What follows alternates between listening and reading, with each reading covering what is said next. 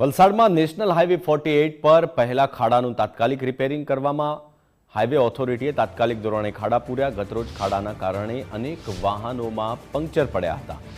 Block and cold મિક્સથી ખાડાઓનું repairing કરવામાં આવ્યું। ખાડા રિપેર થતાં નેશનલ હાઈવે 48 પર ફરીથી વાહન વ્યવહાર શરૂ કરવામાં આવ્યો। વલસાડના નેશનલ હાઈવે નંબર 48 ઉપર સુગર બ્રિજ પાસે ગતરોજ એક મોટો ખાડો પડ્યો હતો, જેને લઈને કેટલી બધી ગાડીઓના ટાયર પંચર પણ થયા હોવાની ફરિયાદો સામે આવી હતી। સમગ્ર બાબતને ધ્યાનમાં લેતા નેશનલ હાઈવે ઓથોરિટી દ્વારા હાલ તાત્કાલિક ધોરણે આ ખાડા છે તે રિપેર કરવાની કામગીરી હાથ ધરવામાં આવી છે।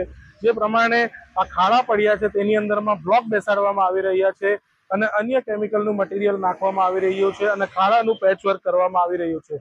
નેશનલ હાઈવે ઓથોરિટી દ્વારા સમગ્ર મામલે તાત્કાલિક ધોરણે આ કામગીરી અત્યારે હાથ ધરવામાં આવી રહી છે।